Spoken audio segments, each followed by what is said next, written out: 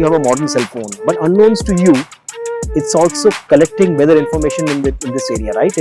Do you guys smoke? You don't smoke. Let me ask you a question. So right, I feel that you are sort of a guy who has a chemical engineering degree, but right now he's a CEO and who loves to play with data, right? Companies need to engage customers even by exploiting the changes in weather. Welcome to the new episode of the LaunchCast. Our today's guest is SiddRoy as we call him. He is a guy who went to IIT, did his MBA, worked as an analyst and economist, and now is the CTO of Thoucentric Labs. This episode is for you if you love to play with data and look up to AI and ML in the upcoming years of the industry. Enjoy the episode and don't forget to subscribe the LaunchCast. So we'll start really casually, right? Sure. We'll start by yourself. Please introduce yourself. Right? Sure. Hey, guys, very happy to have you, even on a holiday. We should all be enjoying Gandhi Jayanti, but I think this is the best way to pay tribute to Gandhi, great Gandhi. And you, what's your good name, sir? Shrey. Shrey happen to be from Gandhiji's hometown. So what better way to pay tribute to the great Mahatma? So by way of introduction, I'm Siddharth Roy, also known as SiddRoy. So that's SiddRoy is not my creation because my name is a tongue twister even for us Indians, okay, not just the Westerners. So I mean, in business parlance, I go as Sid, okay. So very few people know me as SiddRoy. So in my 9 to 5 living, I'm a CTO with Thoucentric Labs, which is a subsidiary of Thoucentric Private Limited. Possibly you've heard about Thoucentric recently. We got acquired by an American company called Zorient, and this was in the 8th year of our existence.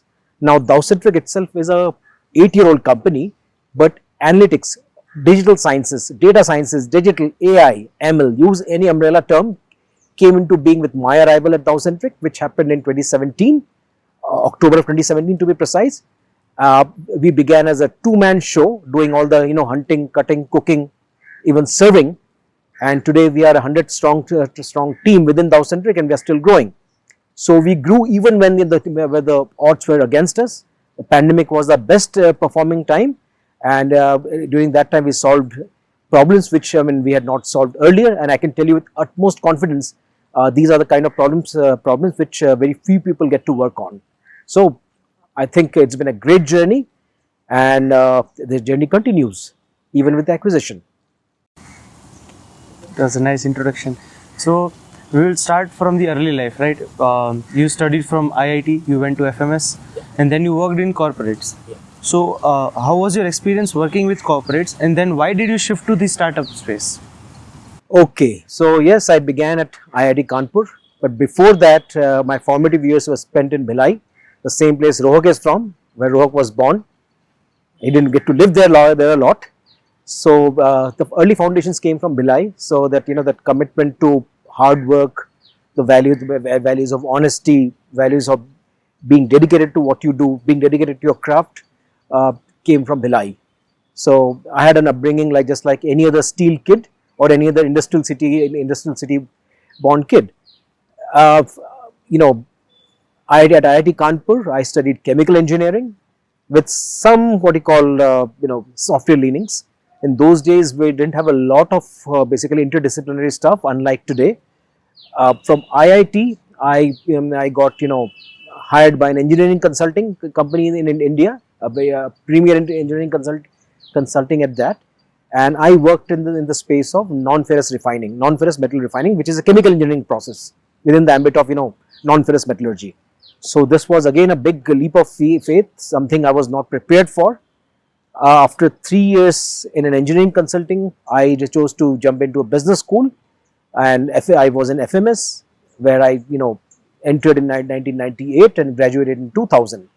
So I didn't plan to get into IT, rather IT happened to me. I was chosen by a company called Kale Consultants, which had made IPO history in those days, and with this I got into the space of airline software, okay, in the space of passenger revenue accounting, cargo revenue accounting, cargo fare audit, passenger fare audit, etc., cargo enterprise systems. And while I was doing that, I was asked to build a model wherein one could insource or rather than sell revenue accounting as a product, why don't we have the airlines do it, outsource it to us? Well, to us it's insourcing, outsource it to us, and how do we do that? So this was a complex process where it began with basically intersectoral traffic. You're doing time series analysis on that, the passenger growth, the passenger upflips, etc., etc. So that was I would say my first foray in the space of analytics, and this model was built, it was conceived, and it was I think it's still getting used, must have been refined, and it would, all you had to do was uplift, put in the number of uplifts an airline goes through per annum or per month, and system would calculate how much it would cost the airline to outsource it to us. Okay, so this was a big win, and with that process in place, I think Qatar Airways was our first client, quite a big client, right? So that be things as they be. Then I moved to an Indo-German joint venture in the space of software engineering, and software engineering, to be precise, in the space of semantic technologies, data semantics. When you weave context and concept around a piece of information, that information becomes very powerful, and when it routed to the right stakeholder, it becomes becomes formidable enough to enable an informed decision making, if you will. Okay, so that was also my foray into text mining. NLP, as we know today, was in its formative stage those days. So I personally coded this support vector machines, which today is offered off the rack, SVMU as you call it, SVM, SVR. Then so yes, so I've been there and done that. Thereafter, I got into analytics full time. I joined a company called Marketix, where my foray into analytics for the CPG industry, CPG as in FMCG, the like Unilever, P&G, Fast moving consumer. Procter and Gamble came about, and after that there was no looking back. Then I joined Dell, where I did contact center analytics. Now contact center, guys, is a very unique case, which the number of calls coming into a call center follows a Poisson distribution pattern. I hope you have learned your distributions. If not, please do it. So there's so many calls coming in, but there are only so many agents who can take this call. Now, how do you right size the call? How do you make sure that most number of calls are fielded, problem sorted, and with a right average hold time, AHT. So what is the AHT CSAT sweet spot? These are the kind of problems I worked with. So the very unique thing here is that where the call center process follows the Poisson distribution, the analysis of the data that flows in, or that is flows in and then curated, is done in a normal distribution scenario. So this is very strange, but that's how it is. So from Dell, I moved to Lenovo, where I was a part of worldwide marketing hub, a one of its kind concept, wherein marketing as services was offshored in India. That was the first of its kind. Case studies have been written about Lenovo worldwide marketing hub at Ross School of Business. You know where it is? It's Michigan University. I think it's business school with University of Michigan. Okay, where the great C.K. Prahlad comes from. Okay, so and then from there I moved to Applied Materials, where I was a senior economist, and I got into econometrics in very big way. Mind you, I don't have a degree in economics. Okay, but I worked in problems in econometrics. These problems were of the nature of predicting the next electronic cycle or semiconductor cycle. When is the next chip upgrade going to come, and when do you predict? How do you when do you predict this will come? Okay, and if that comes, what will be the wafer fab equipment spend on the part of these what you call fab owners like Intel, TSMC. Okay, so this was another unique kind of problem. Problem was solved, and we could predict the semiconductor circle or semiconductor cycle with about 98% precision 5 quarters out. Okay, so that was a big win for me. It took my career to a different orbit. From Applied Materials, I joined IBM, where I worked in a plethora of problems. And I was a part of cognitive computing COC, led a cognitive computing division, and I think we were the first ones to implement a Watson project in India, Watson Knowledge Studio. I think that was something we implemented. I cannot name the client, but it was quite big. So from predictive analytics to cognitive computing, the world of neural networks, all of these journeys I've traversed, and I'm better off for it. Come 2017, I was approached by a friend of mine, a batchmate from FMS, to join her company called Thoucentric.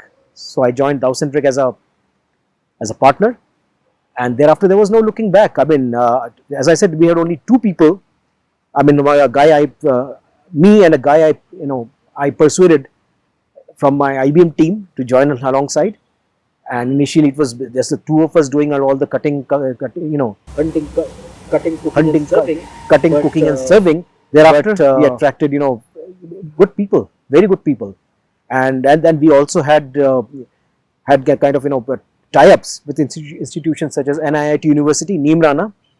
With this university, I've had prior experience with. While at IBM, I was a campus outreach member, and every year we have 6 to 10 students come from NIIT University come in and intern with us, and after successful completion of the internships, it's a part of the curriculum though, it's 6 months, they get absorbed, and I have built Thoucentric Analytics with a team of newbies.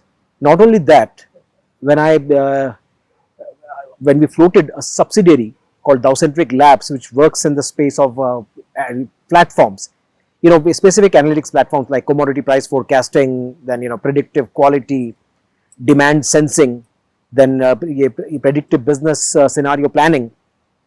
So typically, when you begin working on a startup, you have people who are experienced. They know their stuff and all of that. So, but here again, I had a bunch of newbies with average experience of maybe 1.5 to 2 years. Together, we built this company. Initially, of course, there were problems, but those problems have been overcome, and we are a thriving company. So I also happen to wear dual caps. I'm a analytics. I'm basically founder member of Thoucentric. Plus, I'm also the CTO or the CXO for Thoucentric Labs. I don't know if you've seen the website. It's www.thouc-labs.ai. So if you haven't visited Thoucentric Labs, I would request you to visit it, encourage you to visit it, see for yourself what we are up to. Okay, so this venture or subsidiary works in platforms which are offered as SaaS, PaaS, on-prem, you name it. Okay, and I think our future is bright. So right, I feel that you are sort of a guy who has a chemical engineering degree, but right now he's a CEO and who loves to play with data, right? Because your whole career has been lying around data, playing with data and forming formulas out of this data. Guys, if you are in this line of business, then you have no choice but to love data. And data comes in all forms. The data is creepy crawly, unclean, shitty, absolutely crappy. And sometimes there's no data at all. You have to conceive of data, but there's no doing away with data. So, I can allude to your cell phone. I mean, you have a modern cell phone, but unknowns to you, it's also collecting weather information in this area, right? It has weather sensors, it has lux sensors, light intensity. Lux is light intensity. It has it has what you call temperature sensors. It has humidity sensors. Okay, so and unknowns to you, you've given an unambiguous permission to a weather bureau to collect this data, process it. Someone somewhere is pulling this data up and kind of and curating it. Okay, so I'll tell you this interesting acquisition that IBM made. IBM acquired a company called the Weather Channel or the Weather Company. You know what Weather Company does? Weather Company acquires data from every nook and cranny of the world, be it on the surface of rivers, below the sea level, mountain top, and all of this data. How do you think these data gets collected? It gets collected through devices such as these. Okay, and it gets curated, it gets bunched up, and thus they sell the data to whosoever requires it. And today, I'll just talk on data. Weather data is an important parameter in prediction of consumption. Would you be surprised to know that all FMCGs are heavily reliant on weather? Okay. Do you guys smoke? You don't smoke, but I'm sure. See, let me ask you a question. when do you think people smoke the most? Which months? The cold months. Take another guess. It's cold. Conventional wisdom would tell you that, but when you delve into data, you would know that optimal smoking months are from April to July. The summers. Yes, you need an optimal condition, or what you basically convergence of weather conditions to smoke. Okay, more cigarettes get sold then. So there was an interesting project I did for a tobacco company in Montreal, and unlike in India, in a country like Canada, weather kind of shifts like yo-yo. You know yo-yo, right? Yeah. Huh? So when you step out in the morning, it's raining. Then then there's sunlight for some time. Temperature changes. Then there's a flurry. Flurry is a light snowfall. Temperature goes to -6. Then it goes up to, after in the afternoon, there's some sunlight. It can go up to 10. Again it comes down. Okay. So temperature is really shifting like yo-yo. And see, in a scenario where smoking habits are coming down, you guys are non-smokers. I'm very happy to hear that. Okay. Companies need to engage customers even by exploiting the changes in weather. And if I were to use a technical term, elasticity is on account of weather. Okay. So what if I make a statement like this? When the wind speed, you guys need to edit it, when the wind speed shifts from 1 kmph to 4 kmph and the temperature rises from 20 degrees Celsius to 22.5 degrees Celsius in downtown Montreal, 1 million more cigarette sticks are likely to be sold. Okay. Now localize it to where the stores are. If you if you have a retail presence, you would look at those locations, and today let's say you're pushing 100 cartons and your elasticity factor is, let's say, 1.10, then you push those many more cartons to exploit this elasticities that kind of accrue on account of changes in weather. So that's the importance of data, guys. Now there's another problem that I work on, that is demand sensing. So as I said, there's there are optimal conditions for smoking. There are optimal conditions for customers even to venture out of their home and go shop for essential items. And essential items include your grocery items, right? Which invariably would have some of the other FMCG, right? Your toothpaste, your masalas. So see, data. If you study data, data is your Bible. Data is your is your Gita, is your Quran, all of it. Don't quote me on this. It will attract on controversies, but data is very important. And once you have data, if you are as a company have collected data over ages, and you've also taken care to curate this data. Okay, I mean that's curated data which lies in warehouses in a company, and then you make an attempt to kind of derive some intelligence out of this data, a needle in the haystack basically. But what if that needle can overturn or change the scope of a business? You thought you were doing right, but what if that was conventional wisdom? Okay, your tacit knowledge. But what if you have a finding through studying this data, modeling this data, building models on top of this data, and find that if you exploited certain conditions at certain point of time, then you can reap benefits. You're running promotions, but if you run time your promotions properly, and if you can also converge it with, let's say, weather conditions, your business will go places. Okay, it's like saying that here's a fishing rod, here's your bait, just go fish. Okay, but what if I tell you, here's a fishing rod with XYZ specifications, here's what you call some was XY, some delta worm, you sail 3 kilometers, follow XYZ current, park your boat there, and you can let out your fishing hooks, you will net salmons. It may sound convoluted to you, but it's wisdom. And this wisdom is born out of study of data. Okay. So if this doesn't enthuse anybody to get into data sciences, I don't know what will. Okay. Finding something which can change the course of thought. So why do you think these companies are spending millions of dollars in, in analytics, building these functions, engaging people like us, people like IBM, Accenture, and paying us in dollars, because they know that they have data, the data can be curated, and wisdom can be extracted out of that data. If I'm doing something well, I can do that even better. Okay, but again, it's up to the company. It's up to the company. See guys, let's say you're running an alcobev company, a Diageo is an alcobev company, right? So, come sun, come moon, come bad weather, people will always buy alcohol. Okay, so in such cases, analytics is life enhancing but not life critical, right? So again, it's a business call. Even for an alcobev company, if I can tell you that in the absence of marketing air cover, all you have to do is play with storefront activities, right? All you can do. So why not select certain stores in certain locations and run this promotion at a certain time?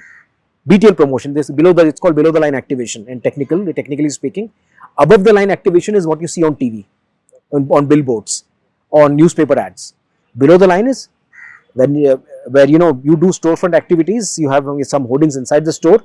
Some person intercepting you, asking you to say sample his product. That is BTL. Okay. So what if I tell you direct your BTL energies in stores where you have a higher chances of success? If you have a luxury brand of alcohol to promote, don't go to all and sundry. Go to these specific locations at this time of the year. At this time, there would be high likelihood of goodness getting achieved. Okay. So then, okay. Work okay? Okay.